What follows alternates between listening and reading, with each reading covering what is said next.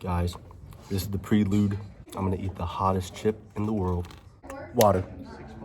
Red Solo cups. And ice. So here it is, guys. Lord Jesus, thank you for the food and bless it to the nourishment of my body. Help me to overcome this with no fear, with no doubt, and confidence.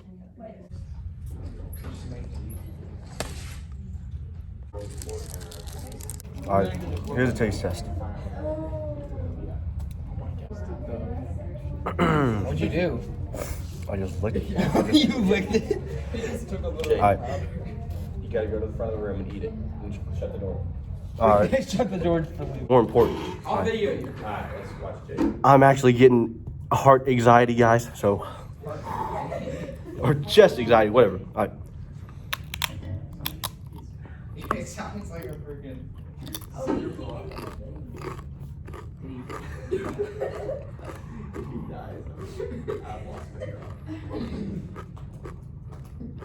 On a scale of 1 to 10, what do you think, Jake? I know it's gonna hit me, but. Did you eat the whole thing? Mm-hmm. Oh. But I still has like half the chip in his hand, I think. It's not that bad. Do you still have the whole chip in your hand? Or the rest of the chip? Oh man. Okay.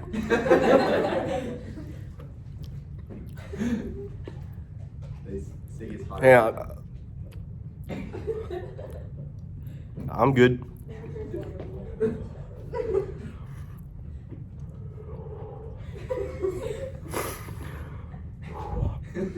I'm good. Looks like you're tasting air. Right. Do I keep on going up here? Or, because it's good. Hey, you've only been like 2 minutes in. You gotta go a whole hour without drinking. All right. All right, now eat the Carolina. No. Wait, so when are you gonna start teaching? Here's the second ever take attendance. He's not I think everybody's here. Tears. I got tears.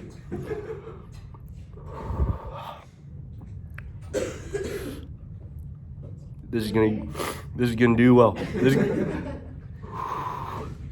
Go for the viewers, man. Yeah, he's going to get like a million views. You're about 2.5 minutes in. you just said 2 minutes. Yeah, I lied.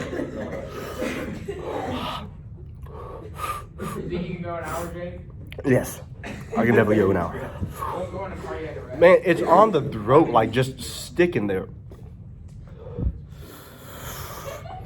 I will buy the camel toe and you have to do 5 minutes. Okay. Guys, this is the benefit of being Asian. You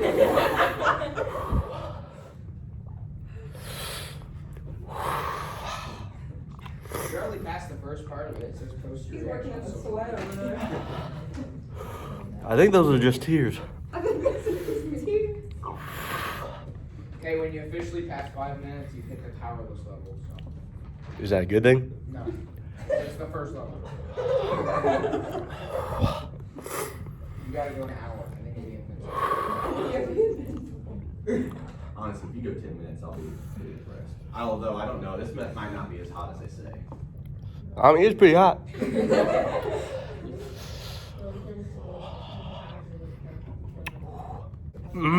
Ow. I think next was twice that. Me? Yeah. Yeah, I'll fast. I've made Carolina Reapers before. As a joke. Jake, have you made a Carolina Reaper? Somewhat, not What's really. hotter as of right now? This. What? But I ate the Carolina Reaper like it was toasted or whatever. Not toasted, but like Roasted? yeah. That's a significant difference. Yeah, whatever. I'm burning right now. Well, you've honestly been pretty close to 5 minutes. Good. How long is your video? 4 minutes. So, no, not even close. So you can begin teaching. Yeah, I'm about to. Okay. Do you want me to move back there? Or? Yeah, but we gotta watch you, make sure we're gonna do the water play. Just go to the front. I say we play. Yeah, I think we should let Jake sit in the front, that way when we're teaching, we can just examine him. Okay.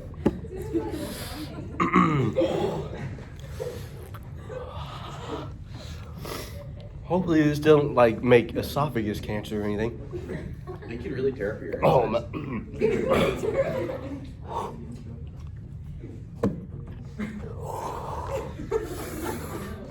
I'm making it, guys. Actually, just go ahead and go sit in the back, that way.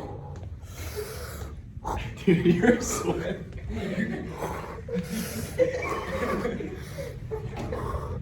Hey, don't touch that water. I'm not. Hey, it still needs to. Just in case. Okay. I'll try to be quiet, but I don't know if it's gonna work. Alright guys, so this unit we are going to start talking about ionic compounds. So not only does Jake's viewers get to watch him suffer, they get a chemistry lesson in the background. Yes. That's sweet.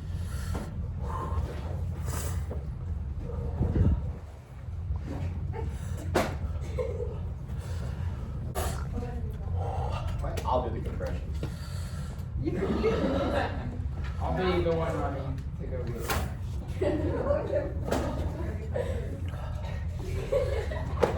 Alright, so ionic compounds, guys, that's this unit, what this unit's going to be about. We're splitting up into compounds and molecules. Next unit will be covalent bonds. So, ionic compounds are made of ionic bonds. So, a compound is usually always something between a metal and non-metal. And what we call an ionic bond, the definition of an ionic bond, is the giving and taking of electrons. So giving and taking means that I am giving you an electron or you are receiving an electron. It's not sharing, it's simply giving or taking. Either you have it or you don't. Now, important to know, ionic bonds always form between metals and nonmetals, which means it's always going to be between a cation and an ion. With these ionic bonds, what electrons are being given and taken? It's only our valence electrons. And what are valence electrons, if you remember? Right, it's the electrons in the outermost energy level. So, how many of them are there?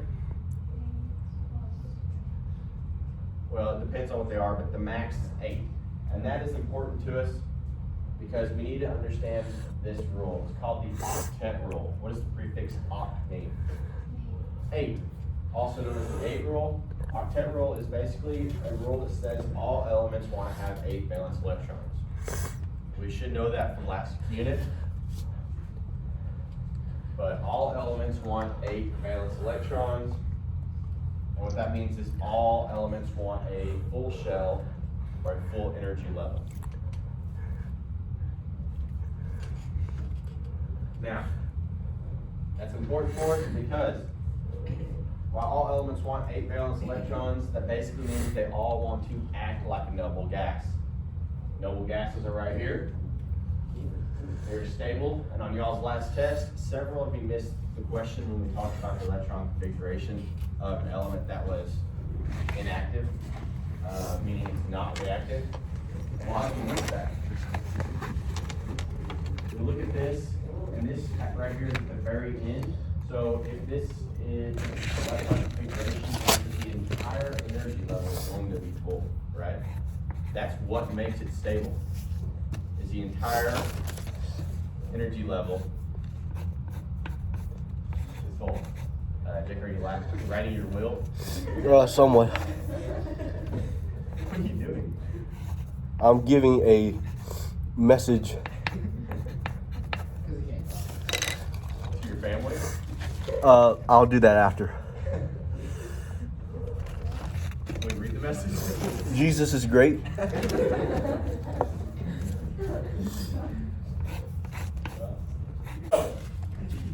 The only thing, like all rules in chemistry, or everything in chemistry, there seems to always be an exception to every rule. The octet rule, the only elements that are exempt from this are very small elements like hydrogen and helium. and they only want 2 valence electrons. Why might that be the case? Why does hydrogen and helium only want 2? Right. In period 1 or in energy level 1, that means you only have 2 elements, meaning there's only 2 available electrons. Therefore, on energy level 1, to have a full energy level, you only need 2 electrons. That's why those don't follow the octet rule. What's up, Ross? What's that say? All elements are 8 valence electrons, 8. So, valence electrons, we need to make sure we understand those. Those are the electrons used in bonding. You need to know both definitions, electrons at outermost energy level, and the fact that these are the ones used in bonding. And you need to know that everything wants 8. So if you add the 2 valence electrons together of the cation and the anion, they need to equal 8, basically, in order for it to be stable. So let's look. Lithium has how many valence electrons? 1. And fluorine has how many? 7. You guys need to remember that. That's another thing that I saw you guys miss on your test. This is group 1, also known as 1A. This is group 2, also known as 2A. This is group 3, also known as 3A. I mean group 3. Group 13, also known as 3A. Group 14, also known as 4A. 15, or 5A. 16, or 6A. 17, or 7A. And 18, or 8A. The A, remember, is the A block, which we call representative elements. The reason why we call them the A block, or the representative elements, is because they represent the valence electrons. So that's important to keep note of. And on y'all's periodic table, the handout I gave you, it has the 1A, 2A, 3A, 4A label for you. So you need to remember that. But it's important for us to know, if these have 1 valence electron and fluorine has 7, if you add those 2 together, how many would it equal? 8. So that tells us that's likely to bond together. Or what if you have group 16? How many valence electrons? So which one would it most likely want to bond with? Group 2. That's kind of the concept of how it's going to work. We'll go a little bit more in depth. That's not quite how simple it is. But that's kind of where you're seeing. You want everything to be stable. And that's where these ionic compounds come into play. So, the other thing we need to talk about is ions. What is the definition of ion? A charged particle. Thanks, Jake. A charged particle. We got 2 of them. Cations or anions. Cations are. I thought that was caution. Nope. That was Ions are charged Cations do what? what? Ions are charged what? Particles. Cations are positive, and the reason they're positive is because they have lost electrons. That's important for us to understand, because you guys seem to have gotten this confused. When you say positive, people, I guess, think automatically in your head, oh, gain something. But in this case, because what we're losing or gaining is negative, if you lose something that's negative, what happens? You become positive, right? If you gain something that's negative, what happens? negative. Become negative, right? That's important for us to understand. Cations are positive, and the reason they're positive is because they lost negative electrons. Anions are negatively charged because they gained negative electrons. Important to know. That's kind of like, you have to know that. And several of you missed that on the test. This should be a little bit of review. You guys probably did these in physical science. I don't know. Do you guys remember electron dots? Yeah. We drew dots around elements. Oh, kind of. I bet you do, so you can see it. So, electron dot diagrams. We're going to do these probably one time only, because most of this stuff we should remember in our head. Now, when we come back to this, we will come back to this later on, when we start drawing Lewis structures, and these will be important then. But, the first thing you do on an electron dot diagram is draw the symbols out. We need to make sure we understand that element symbols are always capital letters, and if there's 2 letters, the second one is always lowercase. We need to make sure we do that, because when we type these in, on our quizzes and stuff in this class, you have to type them in correctly, otherwise it's wrong, right? Just because you can't put in all the possible answers. So this is lithium. How many valence electrons does lithium have? 1, which means it has how many electrons available for bonding? 1, right? So what that means, valence electrons are used in bonding. So 1 valence electron means it has 1 electron available to bond. Now, it says draw dots starting at top. You must go single before you pair up. So what that means is lithium has 1 valence, so I start at the top, and I'm done. That is the electron dot diagram for lithium. This shows us I have 6. I have 1 electron available for bonding. Now, let's look at sulfur. How many valence electrons does sulfur have? 6, right? So where do I start? I go 1 on top, and then start just going around. 1, 2, 3, 4. Now that I have 1 on each side, now I have to start pairing up. That's 5, and that is 6. How many electrons do I have available for bonding? You have 6 total valence electrons. How many of them are most likely wanting to bond? 2. Which means my valence electron, or my charge of sulfur is what?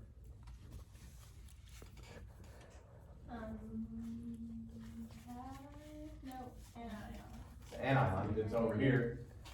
I have 2 open spots for bonding, so I want 2. I have 2. I need 2 electrons. So then I have 8. How many do I need? Yeah, so missing, I have 1 missing here, I have 1 missing here. So I need 2 more electrons to have a full valence shell. And if I need to gain 2, what happens? A negative, so I form a -2 anion. Make sense? Alright, so how many valence electrons does carbon have? 4. 4. So I just fill this in.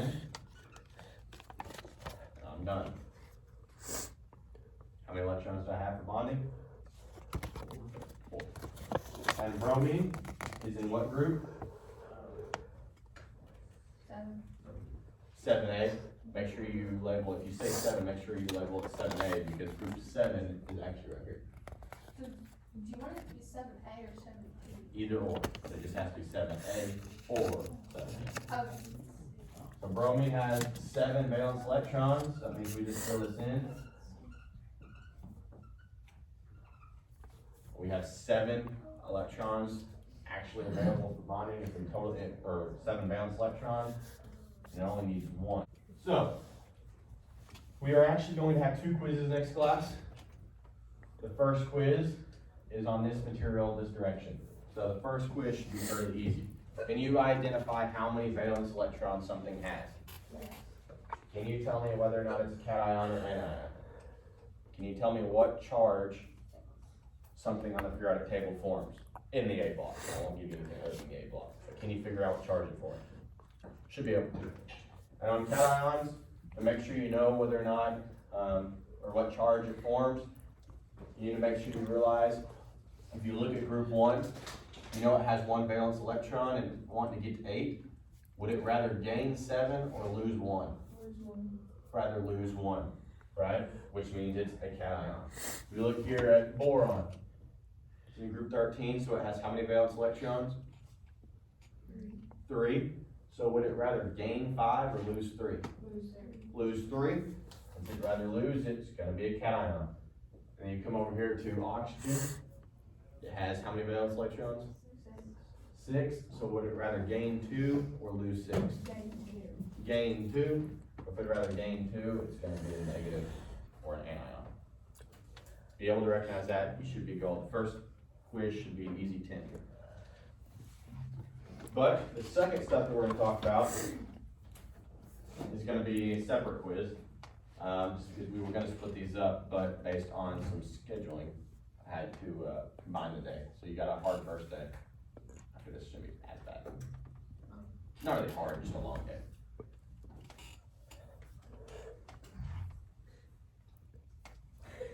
Hey, you're actually looking like you're doing all right. Yeah, I am. Beat that. What's the time? Did you have a timer? Nah, he's got a time. How long is your video? Been? 20 minutes. How many? 20. You went 20 minutes without drinking water. Mm-hmm. No cap. Because you guys didn't see a bottle cap. Get it? Okay, well you got 41 minutes to go. So naming ionic compounds of some with that. We are going to be actually talking about, I can't even spell, there you go. So Well, guys, I made it. An hour. Yeah. My gut still hurts. Don't forget to like the video, subscribe, and follow the socials down below, and comment what you want to see next time. Hey guys, wait. Oh, hey Ross. Wait. I just cancel it. Start over. Hell, I just want to call out Ross. I call him Russ for giving me the chip to try. So yeah, and then Lizzie, are you proud of me?